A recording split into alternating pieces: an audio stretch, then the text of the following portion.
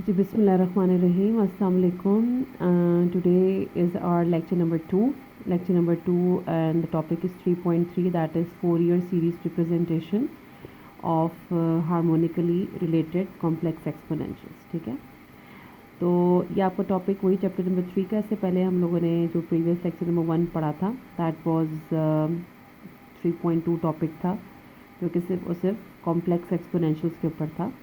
अब हम उस चीज़ को थोड़ा सा आगे लेकर चलेंगे, that is Fourier series representation of harmonically related complex एक्सपोनेंशियल्स। अब अगर आप इस टॉपिक को देखें तो एक से दो नई टर्मिनोलॉजीज़ इसके अंदर बताई गई हैं। नंबर 1 तो फोरियर सीरीज़ जो कि अब हम लोग आज देखेंगे ही। सेकेंडली हार्मोनिकली रिलेटेड का क्या मतलब होता है, और complex exponentials is something that we already know, जो कि हमें पहले बताया जा चुका है। ठीक है, सबसे पहले हम हल्का सा रिव्यू देख लेते हैं क्योंकि ये चीज़ें सारी आपस में कनेक्टेड हैं। कॉम्प्लेक्स एक्सपोनेंशियल्स क्या होते हैं? कॉम्प्लेक्स एक्सपोनेंशियल्स की शेप आप लोग को ऑलरेडी बताई जा चुकी थी कि वो e⁻st की शक्ल होती है। ये भी हम लोगों ने 3.2 में किया था। ठीक है, जहाँ पर s जो है वो किसके बराबर होता है? s = j ओमेगा होता है। ठीक है, और अगर आप इसमें s की वैल्यू यहाँ पे पुट कर दें so we can get over there e⁻j omega. This is something that now we already know. ये चीज़ें हमें सब कुछ पहले से मालूम है। ठीक है, the next terminology that is important is what do I mean by harmonically related complex exponential. Harmonically related का मतलब ये है कि आप लोगों के पास जो कॉम्प्लेक्स एक्सपोनेंशियल्स पहले थे जो कि e⁻ j ओमेगा t थे, अगर उसके अंदर यहाँ पर आप एक एक्स्ट्रा फैक्टर k का डाल दें तो ये सब कुछ आप लोग के पास हार्मोनिकली रिलेटेड कॉम्प्लेक्स एक्सपोनेंशियल बन जाता है। ठीक है, तो k का factor is added in the power of your exponential, then we can say it is harmonically related complex exponential बन गया। ठीक है, अब इस k की क्या बेसिकली ज़रूरत है, यहाँ पर क्यों डाल रहे हैं, ये अभी हम लोग सब कुछ डिस्कस करेंगे। अभी आपको सिर्फ ये बताना चाह रही हूँ कि खाली कॉम्प्लेक्स एक्सपोनेंशियल हो तो उसका क्या मतलब होता है, और अगर आपके पास हार्मोनिकली रिलेटेड कॉम्प्लेक्स एक्सपोनेंशियल हो तो इसका क्या मतलब होता है। ठीक है, तो अगर आप इन दोनों की शेप देखें तो पता चलेगा कि एक होता है e⁻st यानी कि समझें आप e⁻j ओमेगा t, और एक होता है e⁻j k ओमेगा t। तो इन दोनों के अंदर जो फैक्टर है वो k डलने से जो खाली कॉम्प्लेक्स एक्सपोनेंशियल था वो हार्मोनिकली रिलेटेड कॉम्प्लेक्स एक्सपोनेंशियल बन जाता है। ठीक है, अब इनको थोड़ी परफॉर्मेंस थोड़ी सी यहाँ पर कंपेयर हम लोग करेंगे।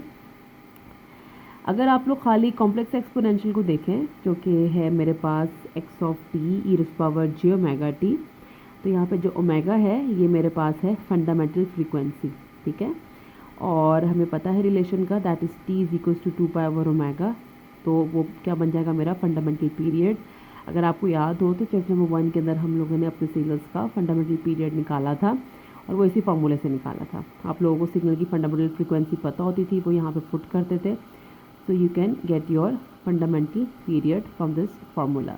ठीक है, अब अगर हम लोग बात कर रहे हैं हार्मोनिकली रिलेटेड की, तो हार्मोनिकली रिलेटेड के अंदर बेसिकली क्या होगा कि यहाँ पर मैंने डाल दिया है xk ऑफ t, इसे आप बन जाएगा e⁻j k ओमेगा t, जहाँ पर k की वैल्यू जो है वो 0 ±1 ±2 और +-3 ऑनवर्ड हमेशा के लिए जा सकती है। ठीक है, बिकॉज यहाँ पर हमने k का फैक्टर डाला है जिसकी वजह से ये हार्मोनिकली रिलेटेड बनेगा।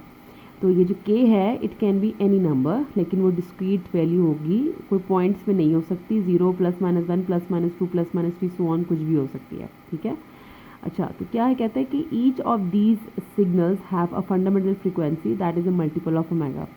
ईच ऑफ दी सिग्नल्स का क्या मतलब है? ईच ऑफ दी सिग्नल्स का मतलब ये है कि अब now we have many signals है, यहाँ पर k के बहुत से सिग्नल्स हैं। कौन सा सिग्नल है? जब k 0 है तो एक नया सिग्नल बनेगा, जब k को मैं यहाँ पर +1 डाल दूंगी तो एक नया सिग्नल बन जाएगा, जब k को मैं -1 डाल दूंगी तो फिर एक नया सिग्नल बन जाएगा, जब k को +2 या -2 या +3 या -3 डालूंगी तो हर केस में मेरे पास यहाँ पर एक नई शक्ल का सिग्नल बनेगा। लेकिन जिस भी शक्ल का सिग्नल यहाँ पर बनेगा उसका जो फंडामेंटल फ्रीक्वेंसी होगी वो उस ओमेगा का मल्टीपल ही होगी।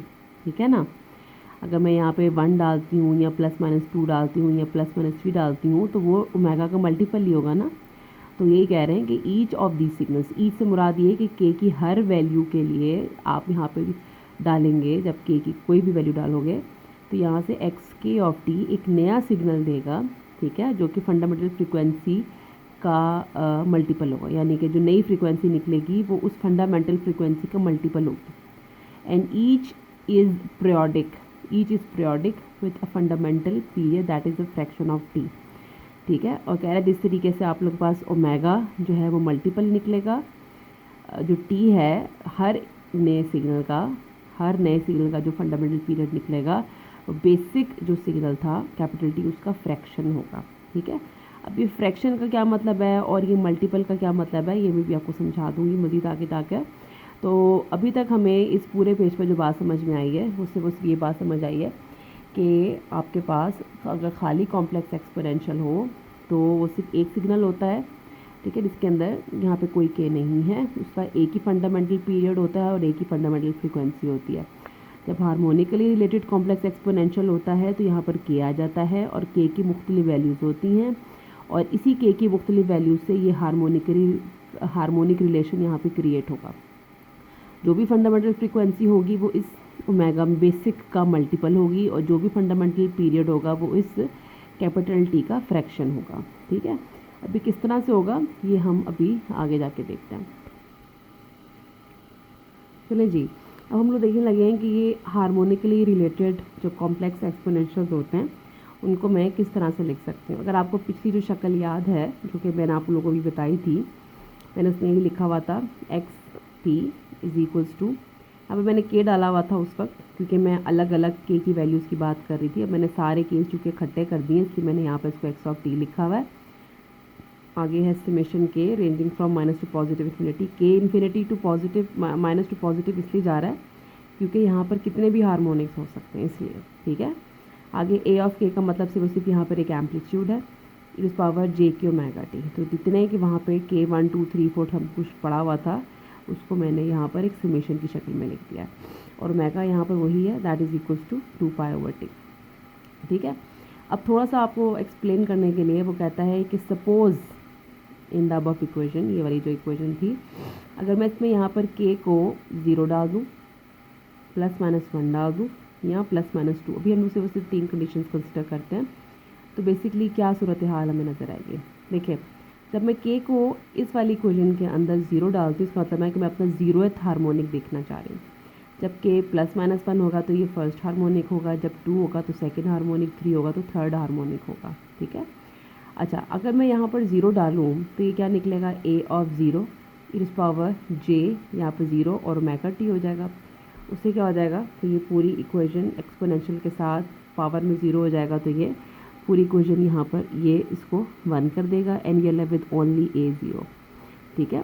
तो A0 खाली एम्पलीट्यूड होती है, तो A0 खाली एम्पलीट्यूड है तो वो क्या हो जाएगा, हमने लिख दिया कि एक्स नॉट ऑफ टी खाली एक कॉन्स्टेंट निकल आएगा, ठीक है। अगर के की वैल्यू यहाँ पर मैं +-1 में से कुछ रख दूँ, ठीक है, तो यहाँ पर क्या निकलेगा, ये निकलेगा A ऑफ 1 इस पावर जे ओमेगा टी। के को मैं +1 रखूँगी तो प्लस जो ओमेगा टी, -1 रखूँगी तो माइनस जो ओमेगा टी निकल आएगा, ठीक है। तो क्या हो जाएगा उस केस के ऊपर जब मैं के को +-1 रखूँगी तो it will have a fundamental frequency omega. इसकी अगर आप थोड़ा सा गौर करें तो पता चलेगा कि जब मैं के को यहाँ पर +1 या -1 रखूँगी तो इस केस में आपके पास इस पूरे सिग्नल की जो फंडामेंटल फ्रीक्वेंसी है वो ओमेगा ही रहेगी, क्योंकि के को मैंने 1 रखा हुआ ना, ओमेगा ही रहेगी, ठीक है। समझ आ रही कि नहीं आ रही। अच्छा, उसके बाद फिर क्या हो जाएगा, फंडामेंटल पीरियड क्या होगा, फंडामेंटल पीरियड भी आपका टी ही रहेगा। टी इसलिए रहेगा क्योंकि जो ऊपर सिग्नल है उसके अंदर मैंने अभी के को यहाँ पर +1 या -1 पुट किया हुआ है, ठीक है ना। और जो फंडामेंटल पीरियड होता है वो बेसिकली क्वांटिटी होता है, उसको प्लस या नेगेटिव या -+1 से कोई फ़र्क नहीं पड़ता, ठीक है, बिकॉज वो एक रेंज होती है, ठीक है। सो कि आप +1 हो या -1 हो, उस दोनों केस में आप लोगों के पास फंडामेंटल फ्रीक्वेंसी और फंडामेंटल पीरियड एक ही जैसा रहता है, ठीक है। सो यहाँ पर चूँकि अभी मैंने के को 1 पुट किया हुआ है लिहाजा फंडामेंटल फ्रीक्वेंसी और फंडामेंटल पीरियड पर कोई फ़र्क नहीं पड़ रहा, लिहाजा के +-1 पुट करने से आपके पास जो आंसर्स निकलेंगे that is going to be like first harmonic, वो पहला हार्मोनिक हो जाएगा। अच्छा, फॉर के इज इक्वल्स टू +-2 के लिए अगर मैं यहाँ पे पुट करूँ तो फंडामेंटल फ्रीक्वेंसी क्या हो जाएगी, 2 ओमेगा बन जाएगी, ऐसे ही हो जाएगा ना। यानी कि अगर मैं यहाँ पर के को 2 पुट कर दूँ तो फंडामेंटल फ्रीक्वेंसी क्या बन जाएगी, 2 मेगा बन जाएगी ना। 3 पुट कर दूँगी तो फंडामेंटल जो इसकी जो फ्रीक्वेंसी चेंज फ्रीक्वेंसी है वो 3 मेगा। 4 पुट करूँगी तो 4 मेगा, 5 पुट करूँगी तो 5 मेगा बन जाएगी। ठीक है, तो कहना है मैं चाह रही हूँ कि अगर मैं के को यहाँ पर +-2 पुट कर दूँ तो जो न्यू फ्रीक्वेंसी निकलेगी मेरे पास के को 2 पुट करने के केस में या -2 पुट करने के केस में भी फंडामेंटल फ्रीक्वेंसी यहाँ पर निकल आएगी 2 मेगा। अगर फ्रीक्वेंसी 2 मेगा निकल रही है तो फंडामेंटल पीरियड पे क्या फ़र्क पड़ेगा, फंडामेंटल पीरियड उसका हाफ हो जाएगा, क्योंकि पहली बात तो ये कि फ्रीक्वेंसी और पीरियड का रिलेशन आपस में इन्वर्स होता है। ठीक है, they are inversely proportional to each other. तो जिस रेशो से ये डबल हो रही है तो ये उस रेशो से हाफ हो जानी चाहिए ना। और वो कैसे हाफ होगी ये देखें, अगर 2 मेगा मैंने यहाँ लिखा हुआ है, ठीक है, तो आगे जाके क्या हो रहा है, 2 और omega that is 2 pi over T होता है, वही डाला है मैंने यहाँ पे। ठीक है, 2 2 ज़ा 4 पाई और यहाँ पर इसको मैं 2 पाई ओवर t/2 भी लिख सकती हूँ। ठीक है, तो कहना मुझे ये कि इस पूरी की पूरी सिचुएशन के अंदर जब मैंने के को यहाँ पर 2 पुट किया है अपने सेकेंड हार्मोनिक के केस के अंदर, जब मैंने के को यहाँ पर 2 पुट किया है तो मेरे पास फंडामेंटल फ्रीक्वेंसी जो है वो चेंज होकर अब 2 मेगा बन गई है और पीरियड इसका t/2 बन गया। ठीक है, सिमिलरली अगर मैं यही काम फॉर nth हार्मोनिक करूँ तो फ्रीक्वेंसी क्या हो जाएगी, न्यू फ्रीक्वेंसी मेरे पास n ओमेगा हो जाएगी और फंडामेंटल फ्रीक्वेंसी मेरे पास कितनी पीरियड कितना हो जाएगा, t/n हो जाएगा। ठीक है, तो ये बस मैं आपको बताना चाह रही थी कि ये first harmonic, second harmonic, third harmonic का क्या मतलब है। बस बेसिकली जो वैल्यू आप के की पुट करोगे ना, अगर के 0 है तो वो 0th हार्मोनिक है, के 1 है तो फर्स्ट हार्मोनिक, सेकेंड है तो सेकेंड हार्मोनिक, थर्ड है तो थर्ड हार्मोनिक हो जाएगा। क्लियर है। तो बस अब हम इस चीज़ को थोड़ा सा in the form of graph थोड़ा सा मैं आपको एक्सप्लेन करती हूँ, आपको चीज़ें ज़्यादा समझ में आ जाएंगी इंशाल्लाह। देखिएगा प्लीज़ ज़रा। अच्छा जी, अभी आपकी बुक की एग्जाम्पल है, एग्जाम्पल नंबर 3.2, उसके अंदर आपको एक इक्वेशन बना के दी हुई है। इसको कहता है कि समेशन के है जो कि -3 से 3 तक जा रहा है, ए के ई पावर जे के और 2 पाई ऑफ टी। इसमें ओमेगा मुझे नज़र आ रहा है कि यहाँ पे 2 पाई है, साथ इसने यहाँ पे के डाल दी है और उसकी रेंज भी उसने बता दी कि वो -3 से 3 तक जा रही है। फंडामेंटल फ्रीक्वेंसी से बताया 2 पाई, जब मैं वैसे भी नज़र आ रही थी। कहता है कि मुझे उसने 4 ईयर सीरीज़ कोएफिशिएंट्स भी बता दिए। A0 1 के बराबर है। ठीक है, ये A0 का क्या मतलब है, ये जो 0th हार्मोनिक की एम्पलीट्यूड है उसको कहते हैं। ठीक है, वैसे AK को आप लोग 4 ईयर सीरीज़ कोएफिशिएंट्स भी कहते हैं। ठीक है, AK को 4 ईयर सीरीज़ कोएफिशिएंट्स भी कहा जाता है। तो ये 0th हार्मोनिक का है, ये फर्स्ट हार्मोनिक का है, ये सेकेंड हार्मोनिक का है और ये थर्ड हार्मोनिक का है। तो ये सारी इन्फॉर्मेशन जो है ये आप लोग को ऑलरेडी गिवन है और उसने एक्स ऑफ टी कहा है कि मुझे एक्स ऑफ टी बना दो। ठीक है, तो एक्स ऑफ टी बनाना तो कोई काम ही नहीं है, वजह उसकी है कि मुझे असल में ये एम्पलीट्यूड ही चाहिए होती जो कि उसने मुझे ऑलरेडी गिवन की नहीं है, मुझे सिर्फ और सिर्फ ऊपर वाले फार्मूले के अंदर इसको पुट करना है। चले जी पुट करते हैं, कुछ भी नहीं करना। आप लोगों ने सिंपल यहाँ पर लिया है एक्स ऑफ टी और आगे आप लोगों ने ऊपर वाली जो समेशन है उसको मैंने खोल दिया है। ए ऑफ नॉट है ए ऑफ 1 ई की पावर जे और यहाँ पर मैंने डाल दिया है के इज इक्वल टू 1 के लिए। आगे यहाँ पे 2 पाई टी डाल दिया है प्लस A2 कर दिया है इस पावर 2J 2 पाई टी कर दिया है और ये जो 2 का मतलब है यहाँ पर K को 2 डाल दिया है प्लस A3 इस पावर 3J 2 पाई टी कर दिया है, यहाँ पर K को मैंने 3 डाल दिया है। ठीक है, तो बेसिकली मैंने समेशन खोल के अंदर K की वैल्यूज़ जो है वो सब्स्टिट्यूट कर दी हैं। यहाँ पर K को मैंने -1, यहाँ पर K को -2, यहाँ पर मैंने K को -3 पुट कर दिया। ठीक है, होपफुली इसमें कोई मसला नहीं होगा, सिर्फ और सिर्फ मैंने यहाँ पर समेशन को खोला है। समेशन को खोल कर आगे मैंने सिर्फ और सिर्फ इनको मल्टीप्लाई करा दिया। मल्टीप्लाई इन सेंस 3 2 ज़ा 6 होता है, ये -6 कर दिया। 2 2 ज़ा 4 होता है, -4 कर दिया। -2 कर दिया है, 0 है खाली। A0 उसने मुझे बताया हुआ था ऊपर 1 है, वो मैंने यहाँ पर 1 डाल दिया। तो बेसिकली ये जो A0 A2 A3 की वैल्यूज़ थी ये मैंने यहाँ पर वापस सब्स्टिट्यूट बैक कर दी हैं। ठीक है, बाकी इनको थोड़ा सा सॉल्व कर लिया, आगे जाके कुछ भी नहीं किया। इनको मैंने बेसिकली कॉज और साइन बनाने की कोशिश करने की मतलब बनाना है, सिर्फ वही बना सकेंगे जिसके अंदर सेम पावर ऑफ एक्सपोनेंशियल होगी, यानी कि ये वाला -6 और ये वाला -6, ये वाला -4, ये वाला 4, ये वाला -2 और ये वाला 2 जो है वो मिलकर यहाँ पर आपके पास पेयर्स बनेंगे और ये जो पेयर्स बनेंगे इससे आप लोग कॉज या साइन बना सकते हैं। यानी कि यहाँ पर देखिए 1 + 2/3 कॉज ऑफ 6πt बन सकता है, कॉज ऑफ 4πt बन सकता है। अब ये मल्टीप्लाई बाय 2 इसलिए किया है क्योंकि मेरे पास फार्मूला है, मुझे ये फार्मूला बनाना है। फार्मूला बनाने के लिए नीचे डिवाइड बाय 2 होना चाहिए, ठीक है। अब अगर इसके पास यहाँ पर 2 नहीं था ऑब्वियसली, जैसे कि देखें ना यहाँ पे 1/3 था, यही 1/3 आया, तो मैंने मल्टीप्लाई डिवाइड बाय 2 किया, multiply divide by 2, multiply divide by 2 किया ताकि मैं ये शक्ल बना सकूँ। तो ये जब शक्ल बन जाएगी तो ये चीज़ पीछे क्या रह जाएगी, 2/3 रह जाएगी, ये कैंसिल आउट होकर खाली हो जाएगा और ये 2/4 यानी कि 1/2 हो जाएगा। तो नीचे मैंने फार्मूला दोबारा भी लिख दिया। कॉस के केस में अगर आपने बनाना होता है ऐसे, और साइन के केस में अगर आपने बनाना होता है इस तरह से बन जाता है, ठीक है। अच्छा जी, ये मैं थोड़ी सी ग्राफिकल रिप्रेजेंटेशन बता रही हूँ आप लोगों को। अगर आपके पास जो 0th हार्मोनिक का सिग्नल था, मैंने बताया इट्स ऑलवेज कांस्टेंट, ये हमेशा हमेशा कांस्टेंट होता है।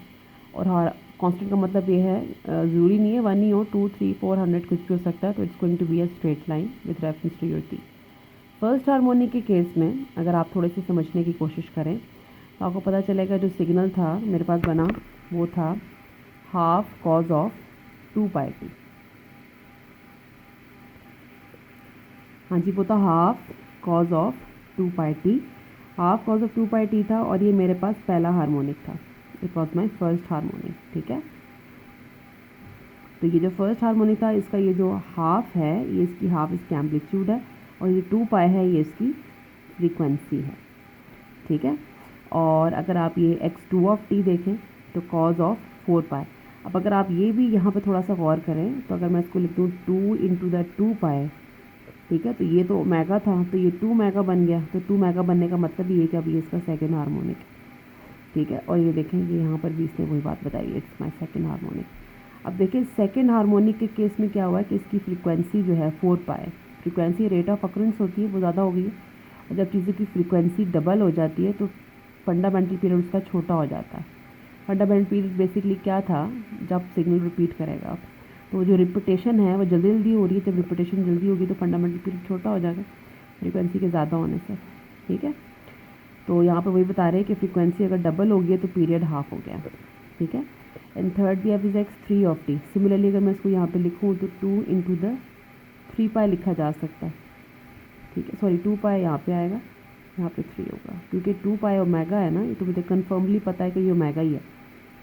अब यहाँ 3 डला हुआ है तो यहाँ पर मतलब है ये k ओमेगा, तो k यहाँ पे 3 है तो इसका मतलब इट्स माई थर्ड हार्मोनिक, ठीक है। तो फ्रीक्वेंसी यहाँ पे क्या हो जाएगी 3 ओमेगा, फंडामेंटल पीरियड इसका क्या हो जाएगा t/3 हो जाएगा, ठीक है। क्लियर है। कहने मकसद सिर्फ ये है कि मिसाल तौर पर अगर मैं कोई ऐसा क्वेश्चन दे दूँ जिसके अंदर मैं लिख दूँ ऐसे कि कॉज ऑफ 10πt में लिख देती हूँ मिसाल के तौर पे, ठीक है। और कॉज ऑफ 10πt में ऊपर मैं बता देती हूँ कि मेरा ओमेगा जो है वो 2π है, ठीक है। तो आपको यहाँ से खुद ही पता चल जाना चाहिए कि ये कौन सा हार्मोनिक है। कैसे पता चलेगा, आप लोगों ने यहाँ पे कॉज लिखना है, यहाँ पे 5 लिखना है, यहाँ पे 2π लिखना है, ये t लिखना है। तो ये चीज़ तो मेरे पास ओमेगा थी, जो चीज़ साथ मल्टीप्लाई हो रही है वो k है। इसका मतलब है कि ये जो सिग्नल है इट्स माई 5th हार्मोनिक।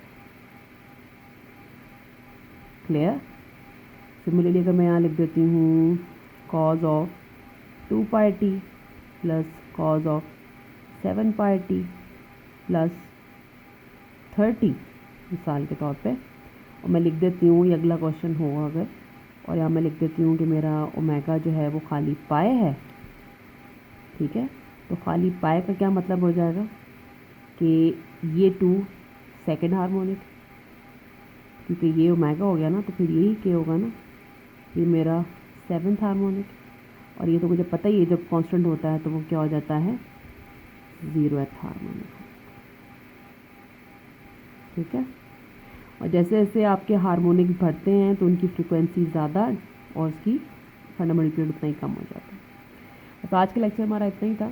तो इस लेक्चर में हमने सिंपल सिर्फ ये डिस्कस किया है कि हार्मोनिकली रिलेटेड कॉम्प्लेक्स एक्सपोनेंशियल्स कैसे होते हैं। सिर्फ उसके अंदर एक फैक्टर k ऐड हो जाता है, ठीक है। और वो जो k है अगर वो 0 हो तो वो 0th हार्मोनिक, 1 हो तो फर्स्ट के, 2 हो तो second harmonic, third, fourth, fifth, six, इस तरह के आपके पास सारे के सारे हार्मोनिक्स बनते हैं। और जितना ज़्यादा हार्मोनिक ज़्यादा होता चला जाता है उसकी फ्रीक्वेंसी उतनी ही ज़्यादा और फंडामेंटल पीरियड आपकी बेसिक के रेफरेंस से उतना ही छोटा हो जाए, ठीक है। That's the only thing. तो के का फैक्टर बहुत इंपॉर्टेंट है और ये जो फोरियर सीरीज़ कोफिशिएंट्स हैं जो कि ए के होता है, ये भी बहुत इंपॉर्टेंट है। ठीक है, अब हम लोग नेक्स्ट लेक्चर में देखेंगे अपने फोरियर सीरीज़ कोफिशिएंट्स के मुतालिक कोई चीज़ें पढ़ेंगे, और मोस्ट प्रोबेबली मैं आप लोगों को कुछ एक दो लेक्चर्स के बाद होमवर्क भी दे दूँगी, तो प्लीज़ उसको आप लोग फॉलो करें। और जो भी चीज़ मैं क्लास में मतलब अभी करवा रही हूँ ऑनलाइन लेक्चर्स में, प्लीज़ उसको एक दफ़ा हाथ से ज़रूर दिखाइए। Thank you.